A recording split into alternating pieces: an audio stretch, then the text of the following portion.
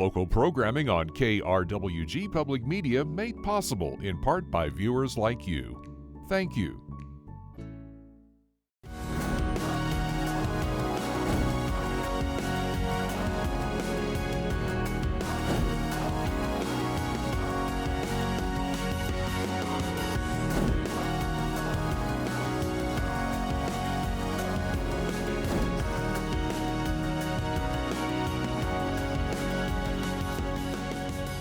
Hello and welcome to Fronteras, a Changing America. I'm Anthony Moreno.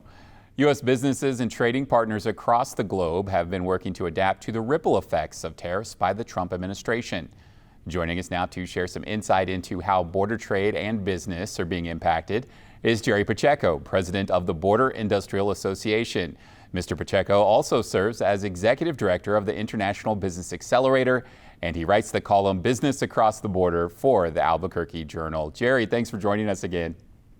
Thank you, Anthony. Good to be here. I want to start off talking about those tariffs. Just how are they impacting business in Santa Teresa? Well, we've had 4 companies involved in the automotive industry postpone their projects, either expansion or coming in, or mothballing them completely. And then 1 company in the metals industries that is dragging their feet, understandably, in opening up their warehouse because of the 50% tariffs on steel and aluminum imports into the United States. So can you give us an understanding of just how the long-term planning has been impacted with some of these businesses and your organization?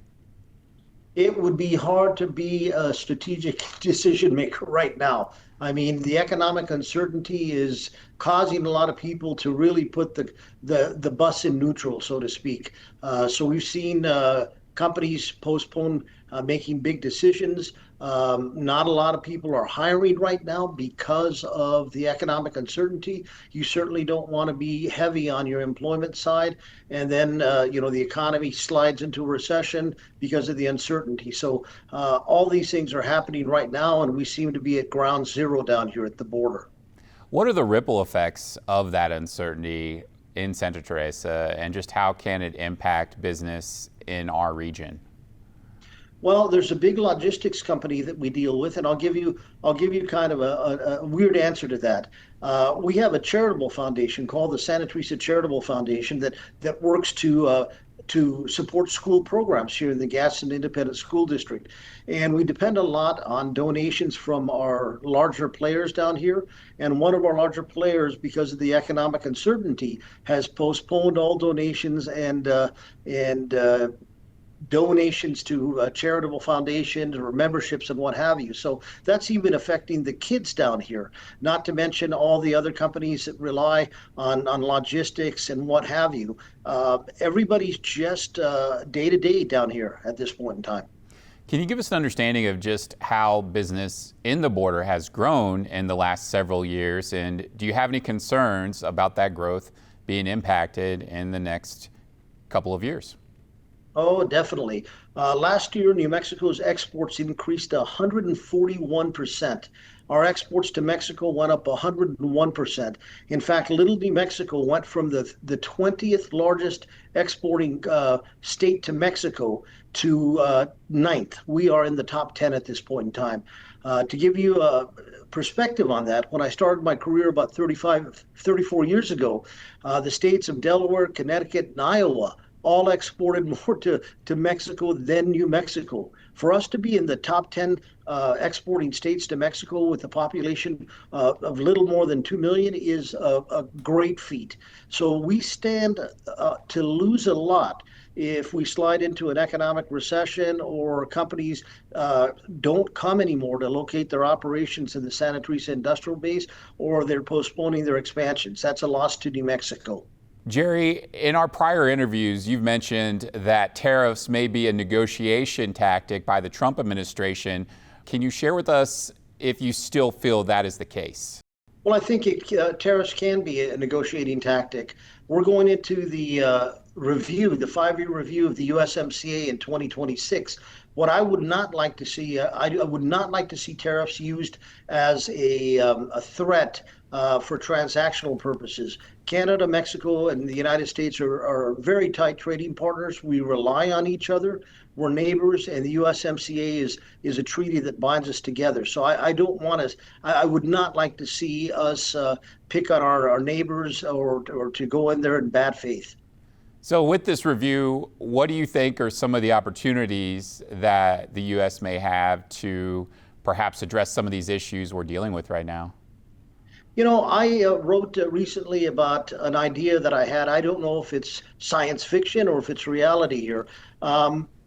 One of the issues we're having, and one of the issues the Trump administration has highlighted, was the fact that Chinese companies are moving into Mexico, setting up operating with the benefits of the USMCA, and essentially coming into the United States through the back door, which would be Mexico.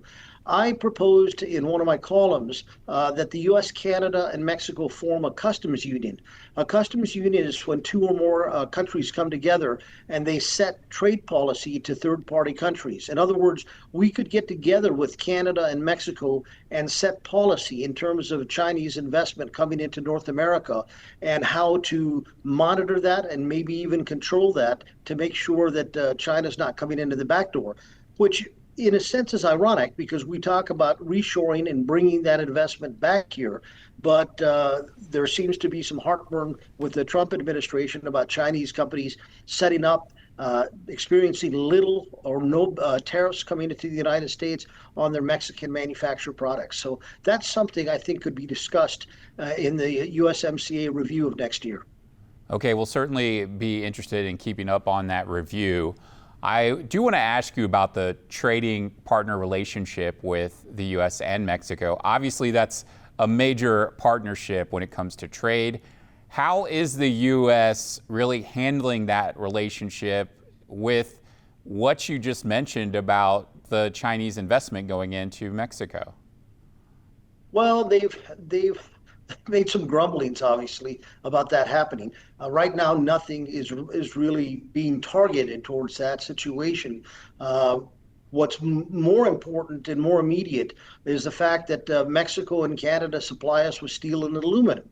And they are getting whacked, with the 50% tariffs on their exports to the United States. And if you can imagine, it's not that easy overnight for a U.S.-based manufacturer to completely change its supply chain to find a new aluminum distributor because everybody's out there scrambling to trying to secure their future supply. So, but right now with the Chinese question, that hasn't surfaced, but I think that's gonna surface when we really start having hard talks about the USMCA 5-year review. You mentioned steps the U.S. has taken with those tariffs on steel and aluminum. How has the Canadian and Mexican response been to these tariffs? Well, not good. I mean, these are what the tariffs that are applied on these particular products, steel and aluminum, are what are called Section 232 tariffs. Those can be invoked by a president when there is a trade threat. Let's say a U.S. sector is under fire from, let's say, a country that's dumping goods in the United States and at cutthroat prices. But that's not Mexico and Canada, and there's really not a basis for that. Steel and aluminum prices have a world, I mean, they're commodities.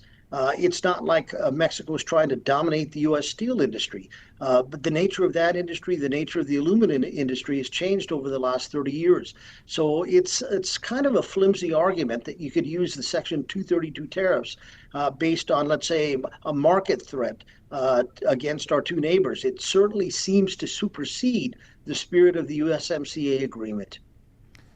The dialogue between the U.S. and China when it comes to trade has certainly escalated in the last couple of months. So can you share with us just how big of a trade partnership the United States has with China right now? We are dependent on each other. I mean, the rare earths and the minerals that we need for our computers and our defense systems, China dominates that. Not that it's not the case that we don't have those type of minerals and rare earths over here in the United States, but China is the country in the world that's perfected a way to produce them in mass. So we really depend on China in that sense. China depends on us for things like semiconductors, for other kind of agricultural goods. A lot of food that we produce here goes to China. And it's not that easy to say, okay, we're going to slap 150% tariffs on your goods coming to the United States. You're going to whack us back and we're in a trade war. The only loser in that deal is the American consumers and the Chinese consumers. So our economies are so intertwined that there's got to be a better way to come to a more equitable trade agreement with China rather than shooting ourselves with tariffs every 3 days. Some proponents of these tariffs say that it's going to help the United States bring in more revenue. And can you share with us a little bit about just where that revenue is coming from? Is it coming from these other countries, or is it going to end up coming from American consumers? Well, if the U.S. collects tariffs, for example, on Chinese goods coming in, that is a revenue. But then the question has to be asked, how much business was lost because you're preventing the free flow of trade? And to your point, once the United States collects those tariffs, the prices of goods will go up on our store shelves. And then ultimately, you and I, when we buy something as mundane as a broom or a mop, or something as big as a Toyota vehicle, we're going to be paying those tariffs out of our pocket. The consumers are. And it's well worth noting that Toyota announced today an increase on the price of its vehicles due to tariffs just today. Now, obviously, the tariffs may impact businesses at the border, but can you share with us some other industries and businesses that are going to be affected by these tariffs in the future? I mean, the supply chains we have in North America run through the three countries. I mean, even the landscaper who is now unemployed because the factory or the distribution center shut down, even at that level, we're going to see the effects. Logistical companies that are moving trade and freight back and forth are going to see a decline in their revenues.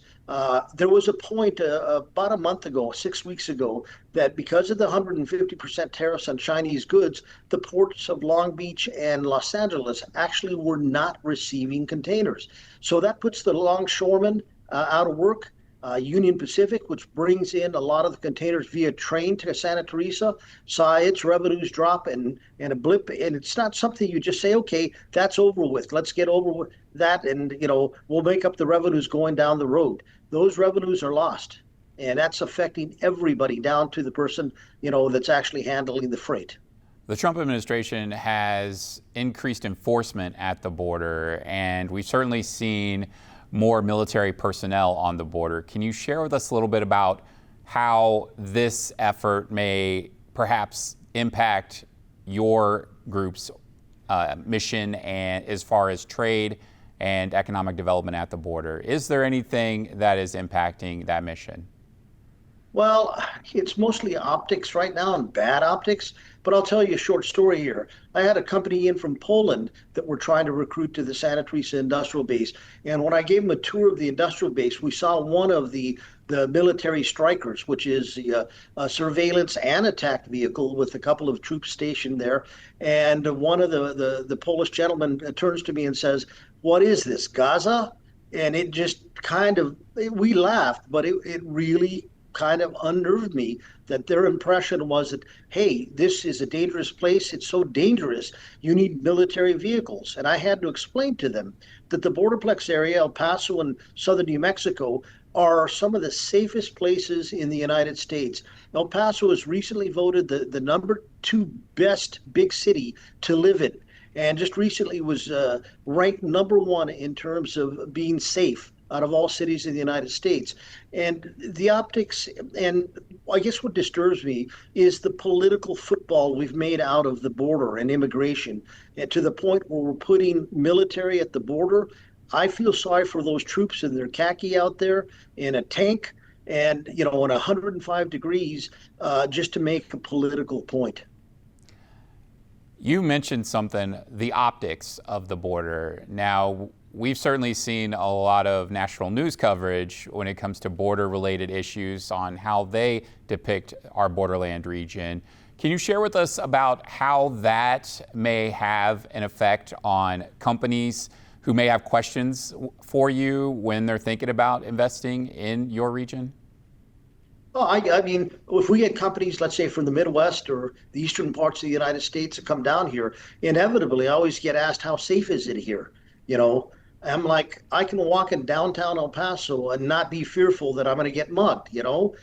God bless, I have a house in Albuquerque, New Mexico, and I love Albuquerque, but I don't think I'm going to be walking downtown in Albuquerque, you know, at night. So I have to tell even my relatives in northern New Mexico, I'm probably safer off here than you are up over there.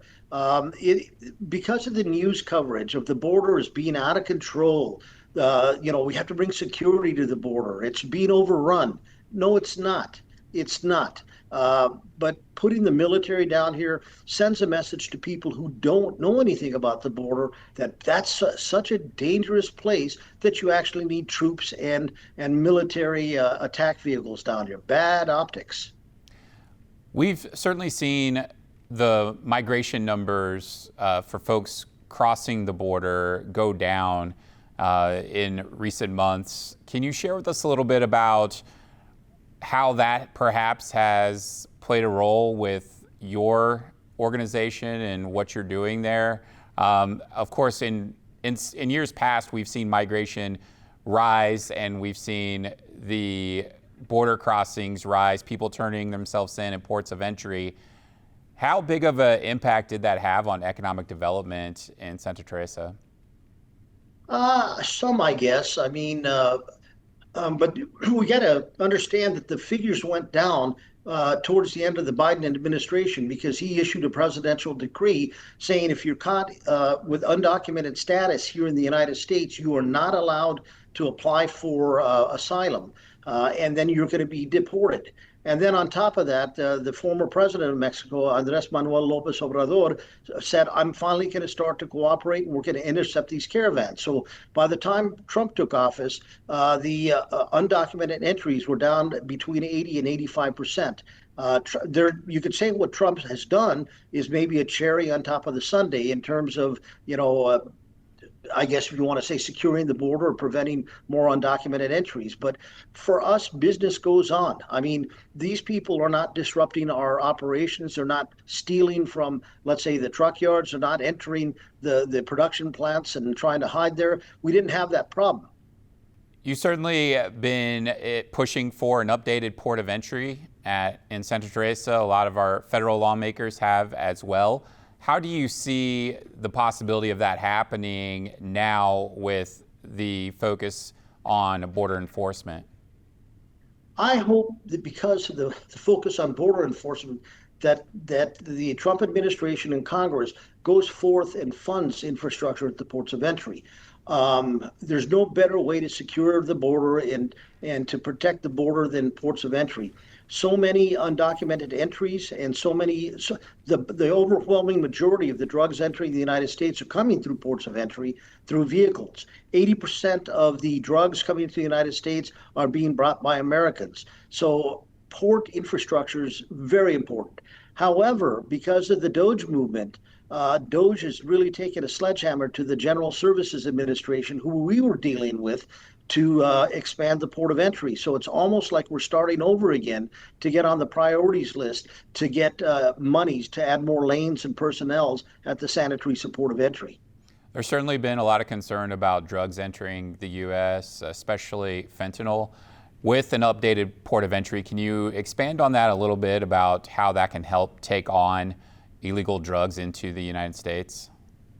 We have a system called non-invasive inspection equipment here, NII, which is probably the most advanced equipment you can have to examine, let's say, a cargo truck or even what's in a car. And the vehicle just has to pass by a sensor, and then people not at the port of entry can inspect what's in the cargo and notify an officer on the ground that there's something unusual in there. We need more technology like that to monitor the border. A border wall, the money that's put in a border wall, which is a static instrument, which You can climb that, you can throw a rope over that, you can put a ladder to that. You can't do that with non-invasive inspection equipment. So we need more high technology and we need more personnel. Both Border Patrol and CBP are understaffed and ports of entry are understaffed. By adding boots on the ground and new technology, that's going to take us a long way to being safe and secure and going forth and allowing commerce to flow freely without being impeded by unnecessary inspections or what have you, long lines. There's certainly a lot of concern about border security. There's certainly a lot of concern about improving border trade. How do you find that good balance to meet both when it comes to conversations around updating the port? Well, that's the key point there. What's the balance? The balance certainly was not Texas Governor Greg Abbott sending his DPS troops to do secondary inspections north of the ports of entry. That just slowed down commerce and billions of dollars were lost. However, you do not want to not have personnel checking trucks and checking cars and asking hard questions of people crossing. So there's got to be a happy medium in terms of how much do we inspect, how invasive can we get, and again back to that technology. The more we can put technology like that on the border, the easier it is for us to make trade flow much more freely and much more quickly, and that's the point. You wrote in your column recently about the impact of detaining and deporting students from foreign countries who are studying in the United States on college campuses across the U.S. Can you share a little bit about concerns you may have with this issue? I have a big concern with that issue. I went to school, undergrad and grad school with foreign students from all over the world. They enhanced my life with their culture, and they made me want to go to their country so I could see firsthand, what they were talking about. But I think the most important thing is not the fact that we're educating the world. The U.S. has traditionally been the place where the world comes to get educated. The point is a lot of these talented students in critical industries choose to stay here, or they get picked up by U.S. companies, and it adds to their talent pool. By harassing them, as we've done with a couple of students from the Middle East, we've done with students from India, we are telling the world, don't come here. Don't come to get educated. Don't bring your talent here. Don't let us be competitive in critical industries like high technology in the future. We need to attract these type of people. I always say that the U.S. has been the best in the world at stealing talent, young talent. And it appears that we have turned the corner on that, or turned our backs on that right now by making it a very unwelcome place for foreign students to come to. Of course, we've seen the reporting about this issue with students who are speaking out on issues like the war in the Middle East with Gaza and Israel, and they have been detained, and the whole deportation issues that are involved with that. But I do want to ask you something. As somebody who's worked in the border for decades on trying to increase economic development in the region, what are your conversations like with those who may be in your role on the northern border? And what are some of the differences or challenges that you all face? Well, I mean, I've had more roundtable discussions in the last 6 months than you could imagine. I'm having another one with the City of El Paso's Economic Development Department and other economic developers on Friday. There's just so much interest in what's going on from more of a kind of apprehensive standpoint. I get frustrated because we just talked about what New Mexico is doing in terms of trade. We are just blowing the doors off of exports, and we have so much to lose. And with my colleagues north of the border, I'm always telling them, hey, this still is a good place to locate. This still is a good place to raise a family. Don't get caught in the hype of watching these news programs that are constantly pounding on the border as a bad place to be. So we need to keep that dialogue going, that this is a great place to locate your business, a great place to make money, and it's a great place and safe place to raise your family. How do you feel about media coverage on the border, and particularly in Santa Teresa? I'd like to hear your thoughts on just what you think some of the stories that are out there that probably should be told and highlighted. Well, I mean, I get frustrated because whenever I see a story on the border, oftentimes it has a negative slant. The border's out of control. There's cartels down here. We can't walk the streets. There's people running through the neighborhoods without proper papers. And, I've lived here. I can literally look out my window and I see Mexico here. That's how close I am. So it frustrates me to that extent. But the story we should be talking about is that southern New Mexico is a great place to be. We have great incentives for your business to locate here. We have some very aggressive incentives that we can throw into a deal. We have a very trainable workforce. We have great programs to train your workforce down here, and we have a great association with my Border Industrial Association that'll help support you at every step of the way, not just to recruit you, but after you've been here, we form a network and we support each other. That's how we work down here. It's a great place to be. Jerry Pacheco is president of the Border Industrial Association. Jerry, thank you so much for joining us. Thank you, Anthony. That's all for our program. Remember, you can keep updated with news anytime at krwg.org, where you can sign up for the Friday News Wrap, a weekly roundup of news from the KRWG team. I'm Anthony Moreno. We'll see you next time on Fronteras, a Changing America.